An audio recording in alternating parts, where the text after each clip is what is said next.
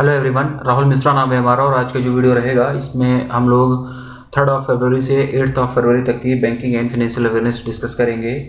और अपने पिछले वीडियोस में हमने 1 और 2 फरवरी की banking and financial awareness discuss किया था। थोड़ा सा हेल्थ इशूज़ चल रहा है, थोड़ा तबीयत नहीं सही है, बुखार हुआ है, तो इस वजह से वीडियोज़ वगैरह थोड़ा सा डिले हो रहे हैं और कोर्स वगैरह भी नहीं लॉन्च कर पा रहा हूँ। फिलहाल चीज़ें मिलेंगी आपको, अगर पेड नहीं मिलेगा तो यूट्यूब पर फ्री कंटेंट मिलता रहेगा, वो हमने डिसाइड किया हुआ है, ठीक है ना। तो आज मतलब 3 फरवरी से 8 फरवरी तक की चीज़ें डिस्कस करेंगे। 10 क्वेश्चन तक पिछले वीडियोस में डिस्कस कर लिया था, उससे आगे की चीज़ें हम लोग आज यहाँ पर डिस्कस करेंगे। 11वां क्वेश्चन हमारा है फरवरी महीने का और आज के वीडियो का ये पहला क्वेश्चन है। देखो इसमें क्या बोला गया है, which bank has recently announce the implementation of the first phase of the central bank digital currency, यानी कि डिजिटल रुपीज़। ठीक है, बढ़िया क्वेश्चन ये भी है। किस बैंक ने हाल ही में सेंट्रल बैंक डिजिटल करेंसी के पहले चरण के कार्यान्वयन की घोषणा की है? ये क्वेश्चन का हिंदी में मतलब है और ऑप्शंस जो हैं वो आपके सामने दिए गए हैं और इसका जो आंसर होगा उसका आंसर हो जाएगा Kotak Mahindra bank, option number ए। ठीक है, Kotak Mahindra bank option number ए इसका आंसर हो जाएगा। और बैंक नोट और क्वाइंस के तरीके से ही ये डिजिटल रुपीज़ की वैल्यू होती है। आपको पता होगा जो डिजिटल रुपीज़ आरबीआई के द्वारा लॉन्च किया गया, कब लॉन्च किया गया ये आप लोग कमेंट करके फटाफट बताओगे। और जितना जो भी वैल्यू रुपीज़ की होती है ना और कॉइन्स की होती है, वही सेम वैल्यू के डिजिटल रुपीज़ भी होता है, ठीक है ना। और लेकिन बस होता क्या है कि डिजिटल फॉर्म में होती है, इसका हार्ड ऐसा कुछ नोट नहीं मिलेगी, कॉइन नहीं मिलेगा, डिजिटली ये लेन देन होता है और डिजिटल करेंसी होती है और आरबीआई के द्वारा ये इशू किए जाते हैं, ठीक है ना। ई करेंसी के पायलट प्रोजेक्ट के लिए आरबीआई ने अभी 8 बैंकों को शॉर्टलिस्ट किया हुआ है। कोटक महिंद्रा बैंक उनमें से एक है, ठीक है। डिजिटल करेंसी कब लॉन्च की गई थी, ये क्वेश्चन मैंने पूछा हुआ है, आप लोग कमेंट करके इसका रिप्लाई बताओगे, करोगे, ठीक है। तो डिजिटल करेंसी या फिर ई करेंसी या फिर ई रुपीज़ के पायलट प्रोजेक्ट के लिए 8 बैंकों को शॉर्टलिस्ट किया गया है आरबीआई के द्वारा और कोटक महिंद्रा बैंक उनमें से एक है। और कोटक महिंद्रा बैंक ने ही अभी हाल ही में फर्स्ट फेज के लिए डिजिटल करेंसी के इम्प्लीमेंटेशन की घोषणा की है। डिजिटल करेंसी का जो इम्प्लीमेंटेशन होना है फेज वाइज तरीके से होना है। फर्स्ट फेज के इम्प्लीमेंटेशन के लिए कोटक महिंद्रा बैंक ने भी हाल ही में जो है इसका मतलब अनाउंसमेंट किया हुआ है, first phase of the central bank digital currency, ठीक है। दिल्ली, मुंबई, अहमदाबाद में Kotak Mahindra bank digital currency rupees launch करेगा। कहाँ कहाँ पर मैं थोड़ा सा लिख दे रहा हूँ, दिल्ली, मुंबई और अहमदाबाद। दिल्ली, मुंबई और अहमदाबाद में Kotak Mahindra bank digital rupees launch करेगा।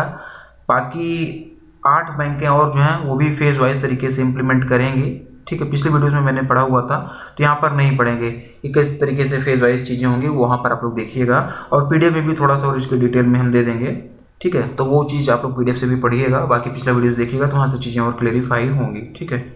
एक क्वेश्चन यहाँ से और बन सकता है तो हम लोग इसको इसी के साथ में पढ़ लेते हैं कि रिलायंस रिटेल ने अभी डिजिटल रुपी एक्सेप्ट करने के लिए मतलब डिजिटल रुपी एक्सेप्ट करने का अनाउंसमेंट कर दिया है। और आसान भाषा में इसको समझें और सरल तरीके से अगर इसको हम लोग समझने की कोशिश करें तो Reliance retail digital rupees accept करने वाला इंडिया का पहला रिटेलर बन गया है। कौन? रिलायंस रिटेल, ठीक है ना। रिलायंस रिटेल जो है वो डिजिटल रुपीज़ एक्सेप्ट करने वाला इंडिया का पहला रिटेलर बन गया है। तो ये इसका मतलब ये एक एडिशनल पॉइंट था, ये भी पढ़ना जरूरी था, यहाँ से भी क्वेश्चन फ्रेम किया जा सकता है क्योंकि कोटक महिंद्रा बैंक इसका आंसर होगा। इसलिए कोटक महिंद्रा बैंक के बारे में थोड़ी बहुत बेसिक और स्टैटिक पॉइंट ऑफ व्यू से हम लोग चीज़ों को जानेंगे।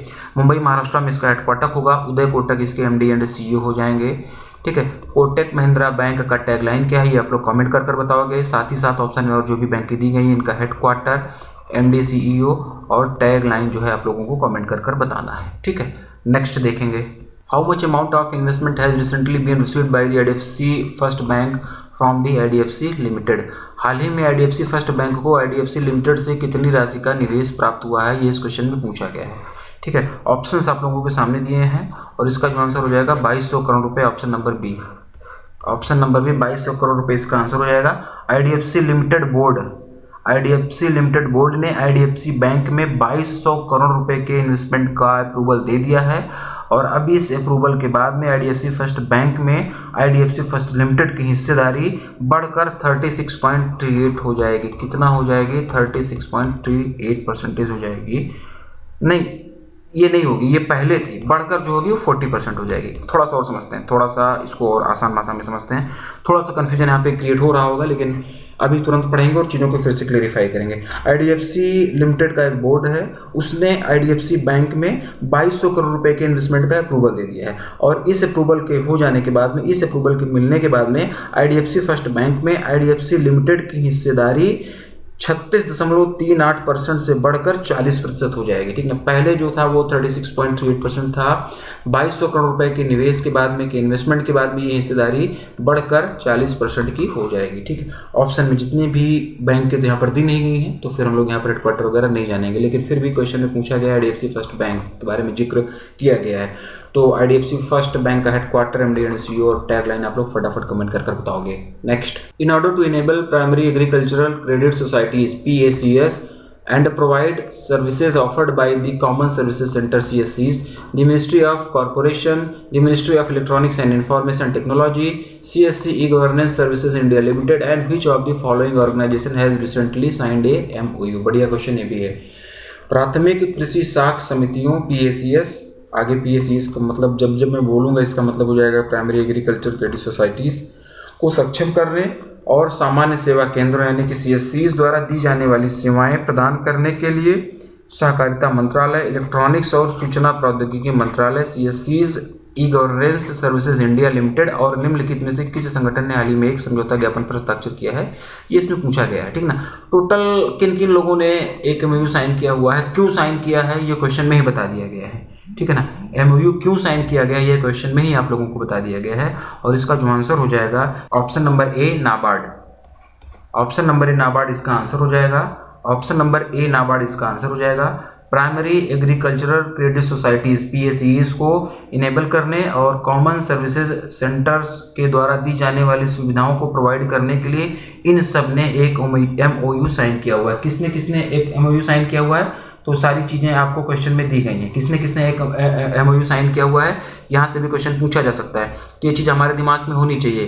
ठीक है ना, किसने किसने किया हुआ है, तो ये देखो, the ministry of corporation, ministry of electronic and information technology, CSC government services limited India limited, NABARD ने, इन सब ने जो है एक MOU साइन किया हुआ है। क्यों साइन किया हुआ है ये आपको क्वेश्चन में ही दिया गया है। ठीक है ना, CSCs के माध्यम से डिजिटल इंडिया प्रोग्राम के तहत में कई सारी सुविधाएं दी जाती हैं। CSCs यानी कि कॉमन सर्विसेज सेंटर, जब मैं CSCs बोलूँगा मतलब common services centre. Common services centres के माध्यम से डिजिटल इंडिया प्रोग्राम के तहत में कई सारी सुविधाएं दी जाती हैं, जैसे कि सोशल वेलफेयर में स्कीम की सुविधाएं, फाइनेंशियल सर्विसेज दी जाती हैं, education, health care, utility services, इस तरीके की कई सारी सुविधाएं दी जाती हैं। और इस MOU के साइन हो जाने के बाद में primary agricultural credit societies as a CSCs के रूप में काम करेंगी। ठीक ना, जब ये एग्रीमेंट साइन हो गया, इस MOU के साइन हो जाने के बाद में जो भी प्राइमरी एग्रीकल्चरल क्रेडिट सोसाइटीज़ होंगी वो as a common services centre के रूप में काम करेंगी, मतलब कि वो कॉमन सर्विसेज सेंटर के द्वारा दी जाने वाली सारी सुविधाओं को दे पाएंगे। ठीक ना, एज ए CSCs के रूप में काम करेंगे और लगभग 300 से अधिक सुविधाएं, ठीक ना, लगभग 300 से भी अधिक सुविधाएं रूरल पॉपुलेशन को पहुंचा सकेंगी इस MOU के साइन हो जाने के बाद। और इसके साथ साथ डिजिटल सेवा पोर्टल के माध्यम से भी दी जाने वाली जो सुविधाएं हैं वो भी PACS के द्वारा दी जा सकेंगी, यानी कि प्राइमरी एग्रीकल्चर क्रेडिट सोसाइटीज़ के द्वारा भी वो सभी सुविधाएं दी जा सकेंगी इस MOU के साइन हो जाने के बाद में, जो कि डिजिटल सेवा पोर्टल के माध्यम से दी जाती हैं। ठीक, और अभी वर्तमान में टोटल 4 लाख, ये डाटा थोड़ा सा मैं लिख रहा हूँ, अभी वर्तमान में टोटल 4 लाख CSCs ऑपरेशनल हैं इंडिया में, और अगले आने वाले 5 सालों में 2 लाख PACS यानी कि प्राइमरी एग्रीकल्चरल क्रेडिट सोसाइटीज़ भी जो है ऐड करने का, लॉन्च करने का प्लान है गवर्नमेंट ऑफ इंडिया का।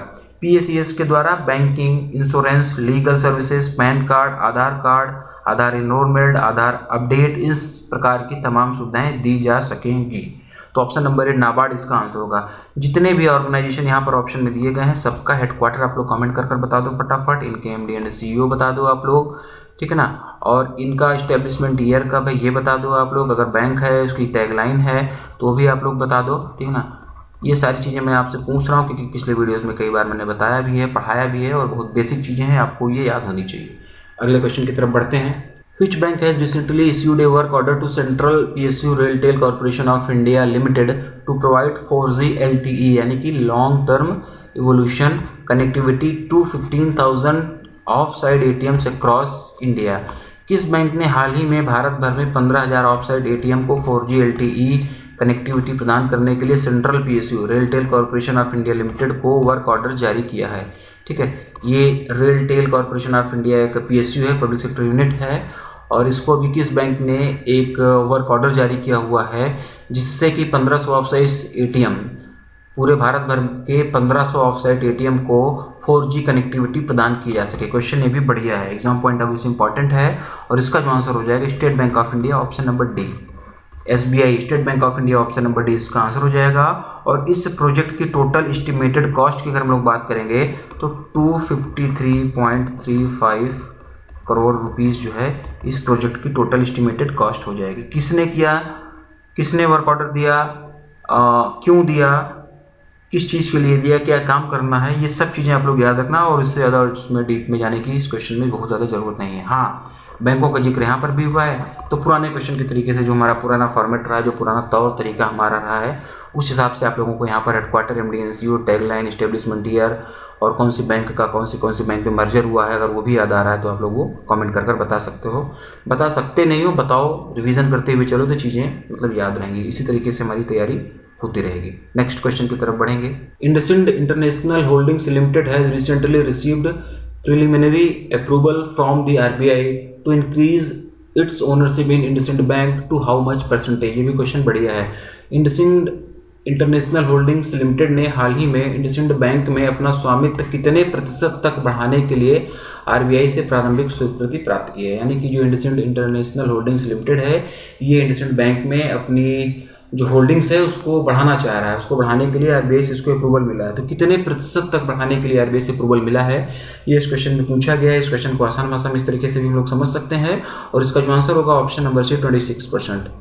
ऑप्शन नंबर सी 26% इसका आंसर हो जाएगा। इंडसइंड इंटरनेशनल होल्डिंग्स जो कि हिंदुजा ग्रुप की सब्सिडरी है, इसको भी हाल ही में RBI से अप्रूवल मिला हुआ है कि इंडसइंड बैंक में अपनी ओनरशिप को 26% तक कर ले, और इसके लिए हिंदुजा ग्रुप जो है वो इंडसइंड बैंक में 10,000 करोड़ रुपए का इन्वेस्टमेंट करेगा। कितने का? 10,000 करोड़ रुपए का इन्वेस्टमेंट करने के बाद में हिंदुजा ग्रुप इंडसइंड बैंक में 26% की हिस्सेदारी अधिग्रहित कर लेगा। नवंबर 2021 में RBI ने प्राइवेट बैंक ओनरशिप गाइडलाइन को रिवाइज किया हुआ था। कब किया हुआ था, ये चीज़ ध्यान रखना। नवंबर 2021 में RBI ने प्राइवेट बैंक ओनरशिप की जो गाइडलाइंस होती है उसको रिवाइज किया था, और प्रमोटर्स को बैंक में 26% तक की ओनरशिप रखने का अधिकार दे दिया था। पहले यह अधिकार 15% का सिर्फ हुआ करता था, ठीक ना। प्रमोटर्स जो है नवंबर 2021 से पहले जितने भी बैंक के प्रमोटर हुआ करते थे वो बैंक में अपना जो शेयर होल्डर है केवल और केवल 15% तक रख सकते थे। लेकिन नवंबर 2021 में RBI के द्वारा एक गाइडलाइंस जारी की गई, प्राइवेट बैंक ओनरशिप गाइडलाइंस जारी की गई, उसको रिवाइज किया गया। मतलब गाइडलाइन तो थी, उसको रिवाइज किया गया, और उसको रिवाइज कर देने के बाद में जो प्रमोटर्स थे जिनके पास में 15% तक की ओनरशिप रखने का ही अधिकार था, उसे बढ़ाकर 26% तक कर दिया गया था, ठीक ना। और उसके बाद अभी 26% तक करने जा रहा है, ठीक। और उसी के बाद में ही इंडसइंड बैंक पहली बैंक बन गई है जिसमें इसके प्रमोटर के पास में 26% की हिस्सेदारी है, ठीक ना। ये भी क्वेश्चन फ्रेम हो सकता है कि वो कौन सी बैंक है, पहली बैंक बन गई है जिसके पास में इसके प्रमोटर्स की 26% तक की हिस्सेदारी है। तो इस केस में इसका आंसर हो जाएगा इंडसइंड बैंक, ठीक है। तो क्वेश्चन की फ्रेमिंग किसी भी तरीके से हो सकती है, जैसे लास्ट ईयर GBO में किया था, लेकिन जो भी पॉइंट्स बताए जा रहे हैं क्वेश्चन यहीं से फ्रेम होगा।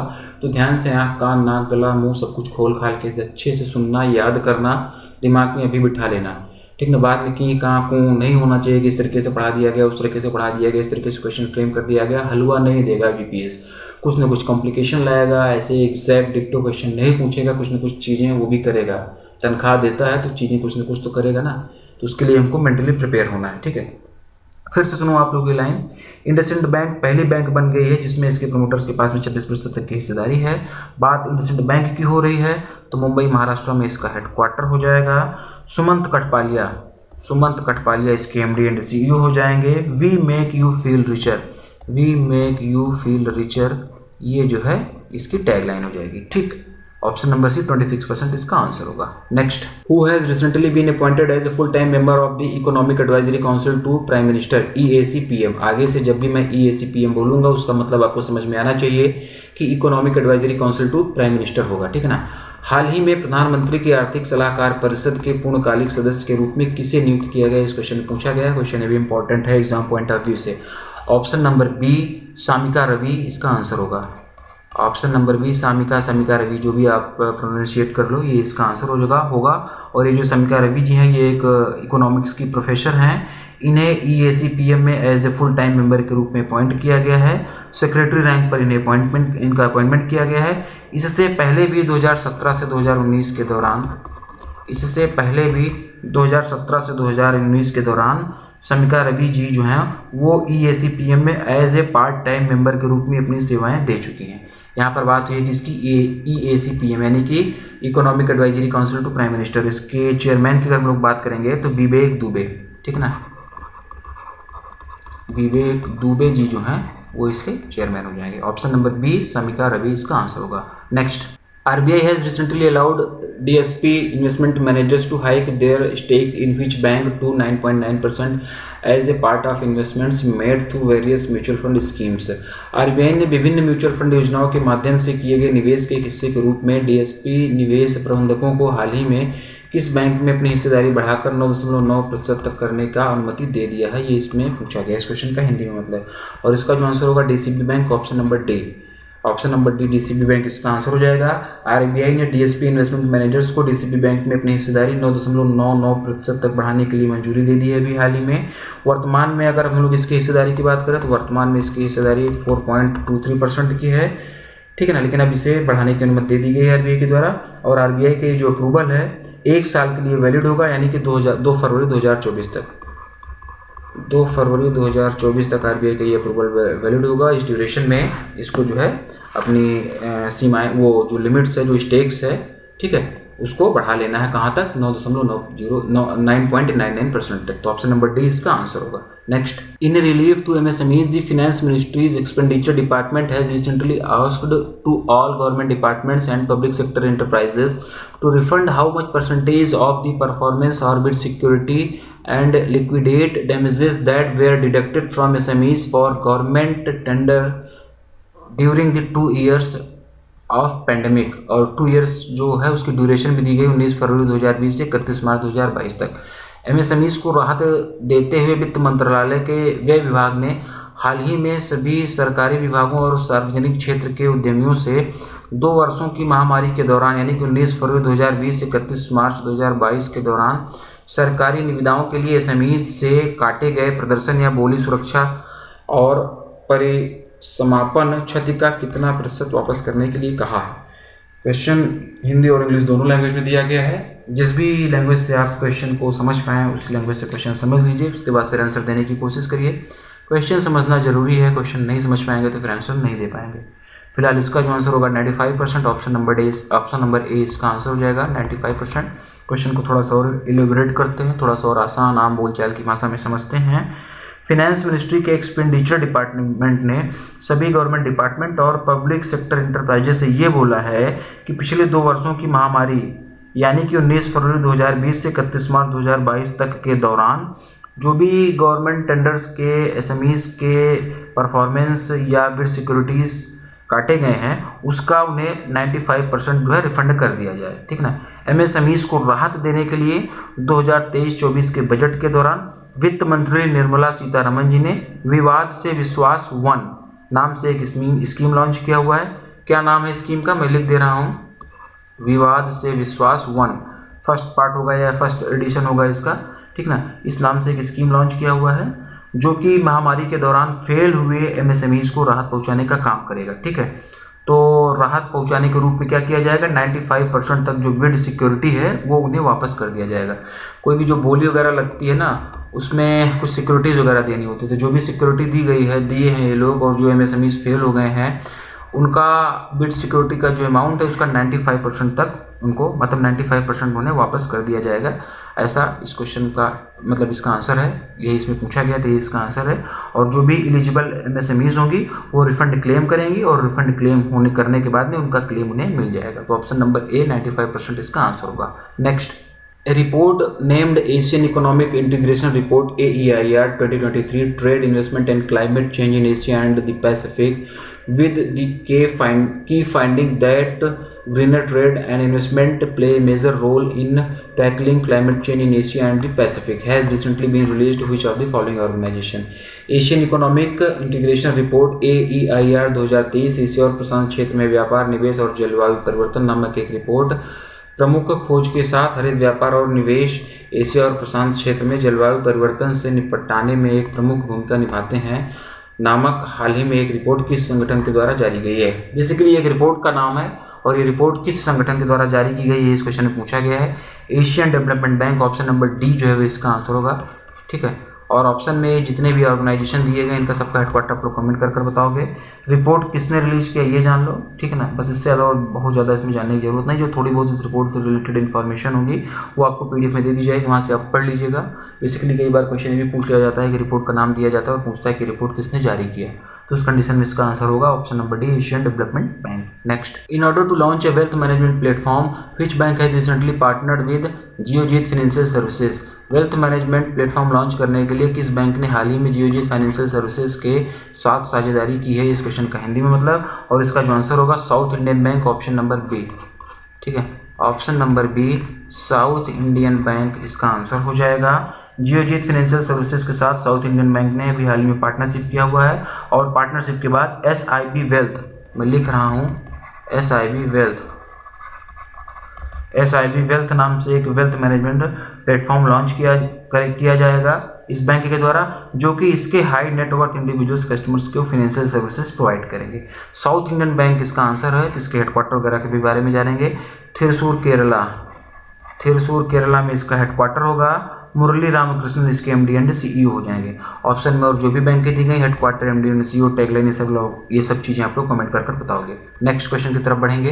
Name the company which has recently become India's first fintech platform to support cross border UPI payments. उस कंपनी का नाम बताइए जो हाल ही में सीमा पार UPI भुगतान का समर्थन करने वाली भारत की पहली फिनटेक प्लेटफॉर्म बन गई है। ऑप्शंस आप लोगों के सामने दिए गए हैं और इसका जो आंसर होगा फोन पे, ऑप्शन नंबर ए। बढ़िया question exam point of view से, ऑप्शन नंबर ए फोन पे इसका आंसर है। फोन पे अब इंडिया की पहली फिनटेक कंपनी बन गई है जो कि क्रॉस बॉर्डर UPI पेमेंट को एक्सेप्ट करेगी, को सपोर्ट करेगी। क्वेश्चन अच्छा एग्जाम पॉइंट ऑफ व्यू से, ध्यान से सुनना। ठीक है, अब फोन पे यूजर्स जो हैं वो फॉरेन मर्चेंट्स को भी पेमेंट कर पाएंगे। मतलब कि जब हम लोग अब्रॉड में ट्रेवलिंग वगैरह करते हैं, जब कहीं बाहर देश से बाहर विदेशों में जाते हैं, तो उस समय पेमेंट करने के लिए कोई इशू नहीं होगा। इजीली जो है UPI के माध्यम से, फोन पे UPI के माध्यम से ट्रांजेक्शन्स किया जा सकेगा। NPCI अपनी इंटरनेशनल आर्म यानी कि NPCI इंटरनेशनल पेमेंट्स लिमिटेड के साथ में मिलकर 2023 में UPI इंटरनेशनल को और भी देशों में लॉन्च करेगी, जिससे कि और भी देशों में और भी देशों से जो है मतलब UPI पेमेंट एक्सेप्ट किया जा सके। ठीक है ना, और अभी मोबाइल नंबर के माध्यम से सिर्फ 10 देशों में, ठीक ना, 10 कंट्री, अभी मोबाइल नंबर के माध्यम से सिर्फ 10 देशों के लिए UPI इंटरनेशनल लॉन्च किया गया है। कौन कौन से 10 देश हैं ये जान लेना जरूरी है, क्योंकि क्वेश्चन यहाँ से फ्रेम हो सकता है। Singapore, Australia, Canada, Hong Kong, Oman, Qatar, USA, Saudi Arabia, UAE और यूनाइटेड किंगडम। फिर से सुनो आप लोग, सिंगापुर लिख लो आप लोग, Singapore, Australia, Canada, Hong Kong, Oman, Qatar, USA, UAE, Saudi Arabia और यूनाइटेड किंगडम। ये 10 देश हैं जहाँ पर अभी UPI इंटरनेशनल लॉन्च किया गया है यहाँ पर। ठीक है, मतलब कि इन देशों में जो है फ़ोनपे के माध्यम से ट्रांजेक्शन्स किए जा सकते हैं, और बाकी इन 10 देशों के अलावा भी और भी कई सारे देशों में 2023 में जो है इसको लॉन्च किया जाएगा। इन 10 देशों के अलावा भी और भी देशों में जो है 2023 में इसे लॉन्च करने की प्लानिंग की जा रही है NPCI के द्वारा। फ़ोनपे की यहाँ पर बात हो रही है तो बेंगलुरु कर्नाटका में इसका हेडक्वार्टर होगा। समीर निगम जो है वो इसके MD एंड CEO हो जाएंगे, CEO एंड फाउंडर हो जाएंगे। नेक्स्ट क्वेश्चन की तरफ बढ़ते हैं। Which payment bank has recently launched a current account with unlimited transactions named Which खाता for small businesses and merchant partners in India? किस भुगतान बैंक ने हाल ही में छोटे व्यवसायों और व्यापारी भागीदारों के लिए विच खाता नामक असीमित लेन देन के साथ में चालू खाता लॉन्च किया हुआ है? इस क्वेश्चन का हिंदी में मतलब है, और इसका जो आंसर है Airtel payments bank, option number C. Option number C Airtel payments bank इसका आंसर हो जाएगा। बीज खाता एक करंट अकाउंट है, ये नाम याद रखना। बेसिकली जो बीज खाता है ये करंट अकाउंट है, ठीक है ना। किसने लॉन्च किया है, किसके लिए लॉन्च किया है, दोनों चीज़ें क्वेश्चन में दी गई हैं, इसको आप लोग जान लो, बहुत ज़्यादा डीप में हम नहीं जाएंगे। एयरटेल पेमेंट्स बैंक के द्वारा बीज खाता लॉन्च किया गया है। बीज खाता जो है बेसिकली करंट अकाउंट है जो कि अनलिमिटेड ट्रांजेक्शन्स की सुविधा प्रदान करता है। किसको प्रदान करता है, small businesses and merchant partners in India, Bharat के जो भी छोटे बिजनेस हैं और मर्चेंट पार्टनर्स को, ठीक है। इतना ही जानना है, इससे ज़्यादा हमको यहाँ पर और बहुत ज़्यादा जानने की जरूरत नहीं है। एयरटेल पेमेंट बैंक इस क्वेश्चन का आंसर होगा। तो एमडी एंड सीईओ की अगर हम लोग बात करेंगे तो अनुव्रता विश्वास इसकी एमडी एंड सीईओ हो जाएंगी। न्यू दिल्ली, नई दिल्ली में इसका हेडक्वार्टर हो जाएगा। ये बात होगी एयरटेल पेमेंट बैंक की। बाकी ऑप्शन में और जो भी ये बैंकें दी गई हैं इनका सबका हेडक्वार्टर एमडी एंड सीईओ आप लोग कमेंट कर बताओगे। अगले क्वेश्चन की तरफ बढ़ेंगे। The government of India has recently approved executive director post and Indian bank. Bharat सरकार ने हाल ही में इंडियन बैंक में कौन से नंबर के कार्यकारी निदेशक पद को मंजूरी दी है, इसका आंसर जानते हैं, फिर क्वेश्चन को एलेबोरेट करेंगे। ऑप्शन नंबर डी 4, ठीक है, यहाँ पर फोर्थ आएगा, यहाँ पर फोर्थ आएगा, यानी कि the government of India has recently approved 4th executive director post at Indian bank. Indian bank में चौथे एग्जीक्यूटिव डायरेक्टर की पोस्ट को गवर्नमेंट ऑफ इंडिया के द्वारा अभी हाल ही में अप्रूवल दिया गया है। अब क्वेश्चन को थोड़ा सा एलोबरेट करते हैं, थोड़ा सा इसके बारे में और भी चीज़ें हम लोग जानते हैं। तो इंडियन बैंक में अभी टोटल 3 एग्जीक्यूटिव डायरेक्टर हुआ करते थे और चौथे एग्जीक्यूटिव डायरेक्टर की पोस्ट को भी गवर्नमेंट ऑफ इंडिया के द्वारा यानी कि डिपार्टमेंट ऑफ फाइनेंशियल सर्विसेज ने अभी हाल ही में मंजूरी दे दी है। और ये जो डिपार्टमेंट ऑफ फाइनेंशियल सर्विसेज है ये मिनिस्ट्री ऑफ फाइनेंस के अंतर्गत आता है, ठीक है ना। इसके पीछे के बैकग्राउंड, इसके पीछे की कहानी हम लोग जानते हैं। अगस्त 2019 में चलते हैं हम लोग। अगस्त 2019 में अगर हम लोग चलते हैं तो अगस्त 2019 में डिपार्टमेंट ऑफ फाइनेंशियल सर्विसेज यानी कि DAFS, अगस्त 2019 में डिपार्टमेंट ऑफ फाइनेंशियल सर्विसेज ने ये अनाउंस किया था कि कोई भी नेशनलाइज्ड बैंक जिसके पास 10 लाख करोड़ या इससे अधिक का बिजनेस है, ये अमाउंट याद रखो, क्वेश्चन यहाँ से फ्रेम होगा, ठीक है ना, यहाँ से क्वेश्चन बनेगा। मैं फिर से लिख रहा हूँ 10 लाख करोड़ रुपए, ठीक है ना, 10 लाख करोड़ रुपए, ये याद रखो। फिर से सुनो आप लोग, अगस्त 2019 में डिपार्टमेंट ऑफ फाइनेंशियल सर्विसेज ने ये अनाउंस किया था कि कोई भी नेशनलाइज्ड बैंक जिसके पास में 10 लाख करोड़ रुपए या फिर इससे अधिक का बिजनेस है, उसके लास्ट डिक्लेयर्ड बिजनेस की तुलना में उसे 4 एग्जीक्यूटिव डायरेक्टर रखने ही होंगे, ठीक। ये चीज़ ध्यान रखना, 10 लाख करोड़ रुपए याद रखना, अगस्त 2019 याद रखना। और 1 अप्रैल 2020 को इलाहाबाद बैंक और इंडियन बैंक का मर्जर हो गया था। कब हुआ था, 1 अप्रैल 2020 को, ठीक है ना। 1 अप्रैल 2020 को इलाहाबाद बैंक और इंडियन बैंक का मर्जर हो गया था। और इस मर्जर के बाद में अब जाकर इन दोनों बैंकों का जो टोटल बिजनेस है वो 10 लाख करोड़ रुपए को पार कर गया, जो लिमिट हुआ करती थी 4 एग्जीक्यूटिव डायरेक्टर रखने का, ठीक है ना। तो जब 10 लाख करोड़ रुपए के बिजनेस को पार कर गया इन दोनों के मर्जर के बाद में, तो एज पर रूल इन्हें अब 4 एग्जीक्यूटिव डायरेक्टर रखने होंगे। तो चौथे एग्जीक्यूटिव डायरेक्टर की पोस्ट को अभी हाल ही में गवर्नमेंट ऑफ इंडिया के द्वारा अप्रूव कर दिया गया है। उसके पीछे का रीजन ये था। उम्मीद करता हूँ कि चीज़ें आप लोगों को विद रीजन समझ में आई होंगी कि क्यों चौथे डायरेक्टर की जरूरत पड़ी, क्या उसके पीछे का स्टैटिक पॉइंट बनता है, ठीक ना, कितने अमाउंट से अधिक का या मिनिमम कितना अमाउंट का बिजनेस होना चाहिए किसी भी नेशनलाइज्ड बैंक को 4 एग्जीक्यूटिव डायरेक्टर रखने के लिए। इस तरीके से भी क्वेश्चन फ्रेम किया जा सकता है। तो मैक्सिमम पॉसिबल चीज़ें आपको यहाँ पर एग्जाम ओरिएंटेड बताई गई और सब कुछ याद रखना, यहाँ से क्वेश्चन आपको देखने को मिलेगा एग्जाम पॉइंट ऑफ व्यू से। ये भी बढ़िया क्वेश्चन था। अगले क्वेश्चन की तरफ बढ़ते हैं। Who has recently been awarded the Hurun Industry Achievement Award 2022 for the remarkable achievements in the world of business? व्यवसाय की दुनिया में उल्लेखनीय उपलब्धियों के लिए हाल ही में किसी the Hurun industry achievement award 2022 से सम्मानित किया गया है। इस क्वेश्चन का हिंदी में मतलब है और इसका जो आंसर हो जाएगा VP Nanda Kumar, option number B. बस इतना ही जानना और इसमें नहीं जानना है। VP Nanda Kumar, option number B जो है इसका आंसर हो जाएगा, ठीक है ना। और ये जो VP नंदा कुमार है ये मन्नापुरम फाइनेंस लिमिटेड के MD और CEO हैं। इससे ज़्यादा इस क्वेश्चन के और डिटेलिंग में नहीं जाएंगे। अगला और लास्ट क्वेश्चन देखेंगे हम लोग इस वीडियो का। K Satyanarayana Raju has recently been appointed as the MD and CEO of which bank. K Satyanarayana Raju को हाल ही में किस बैंक का MD और CEO नियुक्त किया गया, इसमें पूछा गया है। Canara bank, option number D इसका आंसर हो जाएगा। बस Canara bank, option number D इसका आंसर हो जाएगा। और ये जो वी सत्यनारायण राजू जी हैं इन्होंने LB प्रभाकर जी को सक्सीड किया हुआ है और LB प्रभाकर जी ने 31 दिसंबर 2022 को रिजाइन दे दिया था। उसके बाद में ये पोस्ट खाली थी और अब इन्हें जो है कैनरा बैंक के MD एंड CEO के रूप में अपॉइंट किया गया है। कैनरा बैंक के टैगलाइन की अगर हम लोग बात करें तो टुगेदर वी कैन इसकी टैगलाइन हो जाएगी। बेंगलुरु कर्नाटक में इसका हेडक्वार्टर हो जाएगा। MD एंड CEO आपको क्वेश्चन में ही बता दिया गया। तो इससे ज़्यादा इसमें और कुछ नहीं जाना है। ऑप्शन में जो भी और बैंक दी गई हैं इनका हेडक्वार्टर, एमडी और टैगलाइन आप लोग फटाफट कमेंट करके बताओगे। आज का वीडियो हम लोग यहीं पर वाइंड अप करते हैं, मिलते हैं अपने अगले वीडियो में। हम लोग वहाँ पर इससे आगे की चीज़ें को डिस्कस करेंगे। चलो, थैंक यू।